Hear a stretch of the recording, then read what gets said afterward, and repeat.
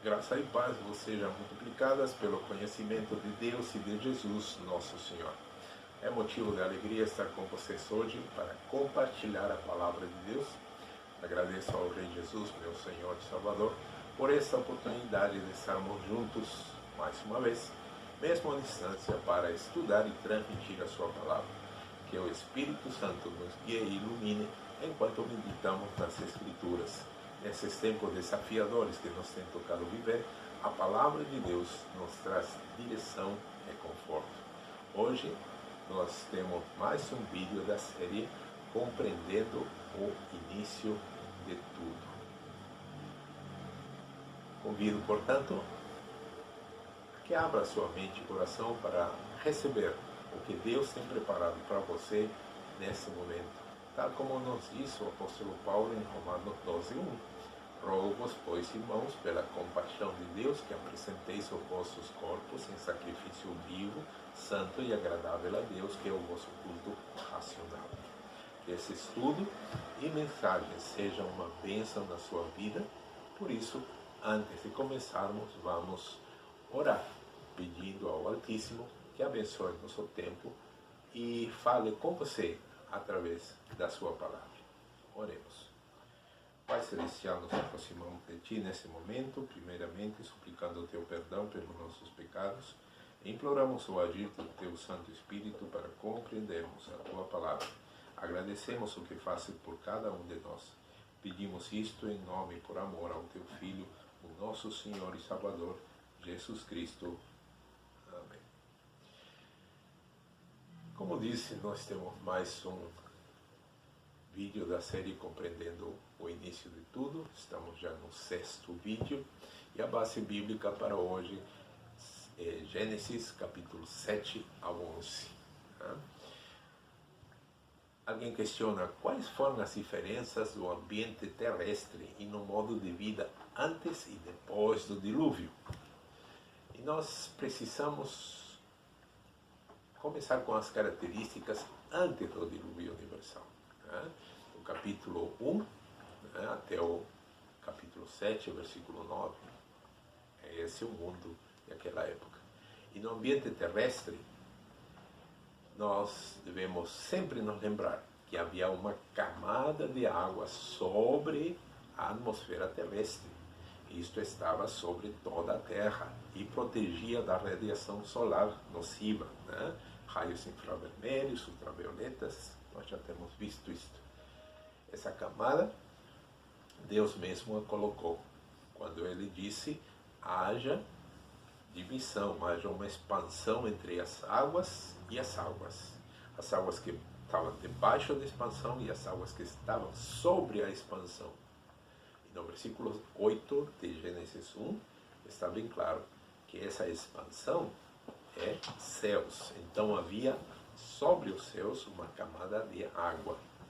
Tem outra questão que nós vamos vê-la em Gênesis capítulo 2, versículos 5 e 6. E diz, e toda a planta do campo que ainda não estava na terra, isso se refere ao jardim do Éden, tá? E toda a erva do campo que ainda não brotava, porque ainda o Senhor Deus não tinha feito chover sobre a terra, e não havia homem para lavrar a terra. Um vapor, porém, subia da terra e regava toda a face da terra. Subia um vapor e regava a terra. Não chovia, então. A terra era regada por um vapor que subia à sua superfície. No modo de vida, a alimentação humana antes do pecado se constituía de grãos, ervas que dão semente e frutos com semente dentro delas. Em Gênesis 1, 29. E disse Deus, eis que vos tenho dado toda a erva que dá semente e que está sobre a face de toda a terra, e toda a árvore em que há fruto que dê semente, ser-vos-á para mantimento. Então, essa era a alimentação humana. Já a alimentação dos animais de todo tipo, inclusive répteis. Observe, inclusive répteis, estava constituída de erva verde. Vemos em Gênesis 1:30, e a todo animal da terra, e a toda ave dos céus, e a todo réptil da terra em que há alma vivente, toda a erva verde será para mantimento. E assim foi. O mundo criado não tinha as feras que hoje nós conhecemos. Predadores não havia, Deus não criou assim. Os animais comiam a erva do campo. A alimentação humana depois do pecado, isto nós vemos já em Gênesis 3:18. Muda, se constitui também de erva. Lembre, a erva era para os animais, a erva era para os bichos. Como castigo, em Gênesis 3:18, encontramos: espinhos e cardos também te produzirá, e comerás a erva do campo. Deus havia colocado Adão aqui, e depois dele desobedecer, parte do castigo foi: tu comerás a erva do campo, igual que os animais. A alimentação humana, então, depois do pecado, mudou. E também nós encontramos em Gênesis 2, 19 e 20, onde está registrado: havendo, pois, o Senhor Deus formado da terra a todo o animal do campo e a toda a ave dos céus, os trouxe a Adão, para este ver como lhe chamaria. E tudo o que Adão chamou a toda a alma vivente, isso foi seu nome. E Adão pôs os nomes de todo o gado e as aves dos céus e a todo animal do campo. Adão colocou o nome. Porém, em Gênesis capítulo 6, versículo 20, nós encontramos outra referência. Quando Deus fala com Noé, os animais não fugiam. Das aves conforme a sua espécie, dos animais conforme a sua espécie, e todo réptil da terra conforme a sua espécie, 2 de cada espécie virão a ti. Então não, os animais não fugiam. Isto acontecia antes do pecado. Antes do pecado que provocou o dilúvio. Não havia essa relação entre os animais e o ser humano. A longevidade também, a vida na Terra era muito longa. A marca mais impressionante que nós lemos aí no capítulo 5, é essa vida tão longeva dos seres humanos. Em Gênesis 5:27, e foram todos os dias de Matusalém 969 anos, e ele morreu. Porém, depois do dilúvio, as características mudam completamente. Depois do dilúvio, começam os fenômenos atmosféricos, chuvas, arco-íris, etc. Em Gênesis 8:22, nós encontramos o seguinte: enquanto a terra durar, semente e cega, e frio e calor, e verão e inverno, e dia e noite não cessarão. Em Gênesis 9:12-17, nós encontramos: e disse Deus: este é o sinal da aliança que ponho entre mim e vós, e entre toda a alma vivente que está convosco por gerações eternas. O meu arco tenho posto nas nuvens. Este será por sinal da aliança entre mim e a terra, que acontecerá que, quando eu trouxer nuvens sobre a terra, aparecerá o arco nas nuvens. Então me lembrarei da minha aliança que está entre mim e vós, e entre toda a alma vivente de toda a carne, e as águas não se tornarão mais em dilúvio para destruir toda a carne. e estará o arco nas nuvens, e eu o verei e me lembrarei da aliança eterna entre Deus e toda alma vivente de toda a carne que está sobre a terra. Este é o sinal, disse Deus, né, da aliança que tenho estabelecido entre mim e toda a carne que está sobre a terra, o arco. Então, antes do dilúvio não existia isso. Isso vem depois do dilúvio.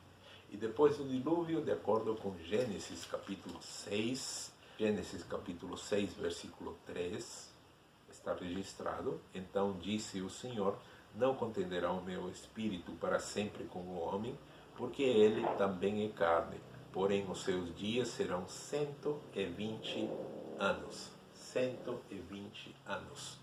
E lá em Salmo, o Salmo 90, no versículo 10, nós encontramos o seguinte: os dias da nossa vida chegam a 70 anos, e se algum, pela sua robustez, chega a 80, o orgulho dele se canseira em enfado, pois cedo se corta e vamos voando. A nossa vida passa como um vapor. Depois do dilúvio, então, a vida, aquela vida que os homens viviam séculos, foi reduzida. Deus estabeleceu 120 anos. E lá em Salmos o salmista diz 70, 80, e olha lá. Né? Então, os animais também mostraram uma mudança. Em Gênesis capítulo 9, versículo 2, diz: e o temor de vós e o pavor de vós virão sobre todo animal da terra e sobre toda a ave dos céus, tudo que se move sobre a terra e todos os peixes do mar, nas vossas mãos são entregues. Né? Virá temor e pavor de vós sobre todo animal. E aí para frente os animais fugiam do ser humano. Isto aconteceu depois do dilúvio e até hoje, né? Os animais, então, fogem do ser humano. E a alimentação? A alimentação também mudou, né, radicalmente. Aí no capítulo 9 de Gênesis, versículos 3 e 4, está registrado: tudo quanto se move, que é vivente, será para vosso mantimento. Tudo vos tenho dado, como a erva verde. Lembram? Lá no início, antes do dilúvio, comiam a erva verde. A carne, porém, com a sua vida, isto é, com seu sangue, não comerás. Né? A alimentação muda, então. A alimentação baseada em carne de animais, somente depois do dilúvio. Antes do dilúvio, a alimentação humana era completamente diferente. Antes do dilúvio, a alimentação dos animais era completamente vegetariana, erva verde. Né? E depois do dilúvio, há uma transformação. Né? Algo terrível aconteceu. Primeiro pelo pecado de Adão, depois pelo pecado da humanidade, cujo pensamento era só mal, continuamente. E por isso Deus decidiu acabar com essa humanidade com o dilúvio. Né? Qual foi a ordem, então, que Deus deu a Noé e a seus filhos? Essa ordem nós encontramos em Gênesis, capítulo 9, versículo 7. Né? Mas vós frutificai e multiplicai-vos, povoai abundantemente a terra e multiplicai-vos nela. Multipliquem-se, espalhem-se na terra, Né? Essa ordem é semelhante àquela que Adão e Eva receberam em Gênesis 1:28. Sede fecundos e multiplicai-vos, isto é, tenham filhos. Povoai a terra e multiplicai-vos nela. Isto significa espalhem-se sobre a terra. Quantos idiomas, quantas línguas os homens falavam antes do dilúvio? Isto está registrado em Gênesis capítulo 11, versículo 1. E era toda a terra de uma mesma língua e de uma mesma fala. Uma mesma língua e uma mesma fala. Um só idioma. toda a terra. Depois do dilúvio, os homens pecaram mais uma vez. Mais uma vez. E como consequência disso, Deus os castigou e começaram a falar idiomas diferentes. Se formaram grupos diversos, né? E tiveram que se espalhar pelo planeta. Isso está registrado em Gênesis, capítulo 11, versículos 7 a 9. Quando Deus disse: Eia, desçamos e confundamos ali a sua língua, para que não entendam um a língua do outro, e assim o seu Senhor os espalhou dali sobre a face de toda a terra, e cessaram de edificar a cidade. Por isso se chamou o seu nome Babel, porquanto ali, em Babel, confundiu o Senhor a língua de toda a terra, e dali os espalhou o Senhor sobre toda a face da terra. Isto, então, nos leva a questionar por que os homens decidiram construir uma torre altíssima.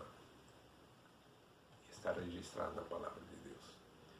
Em Gênesis 11, de 3 a 5, encontramos: E disseram uns aos outros: Eia, façamos tijolos e queimemo-los bem. E foi-lhes o tijolo por pedra e o betume por cal. E disseram: Eia, edifiquemos nós uma cidade e uma torre cujo cume toque nos céus, e façamos-nos um nome, para que não sejamos espalhados sobre a face de toda a terra. Então desceu o Senhor para ver a cidade e a torre que os filhos dos homens edificavam. Observe bem: edifiquemos para nós uma torre, para que não sejamos espalhados sobre a face de toda a terra. E Deus havia dado a ordem: espalhem-se, já desde a época de Adão. E ele repetiu essa ordem para os filhos de Noé: espalhem-se, multipliquem-se e espalhem-se sobre a face da terra. Mas os homens decidiram construir uma torre para não ser espalhados. Então, qual foi o pecado cometido pelos homens que construíam a torre de Babel? O pecado não foi a construção da torre altíssima em si. Por quê? Porque não está proibido, em nenhuma parte está proibido que o homem possa fazer uma construção assim, com essas características. Não há proibição sobre como construir. Mas a razão pela qual eles decidiram construir aquela torre, a razão foi: eles mesmos colocaram para que não sejamos espalhados sobre toda a terra. Isso contrariava a ordem clara que Deus havia dado aos homens desde o princípio, e que repetiu depois do dilúvio. Sejam fecundos, multipliquem-se e espalhem-se. Multipliquem-se e espalhem-se na terra. O pecado, mais uma vez, então, chamada Torre de Babel, o pecado lá foi a desobediência em não fazer o que Deus ordena. Percebe? Será que na sua vida você também não está cometendo pecados? A palavra de Deus nos diz que todos nós os cometemos, seja de pensamentos, de palavras, de ações.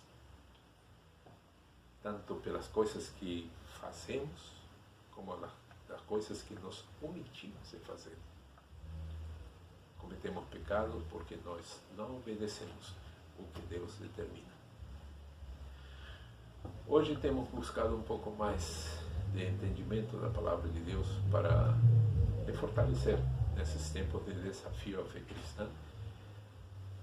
Que a partir desse momento você se dedique a procurar o Senhor enquanto ainda isso é possível.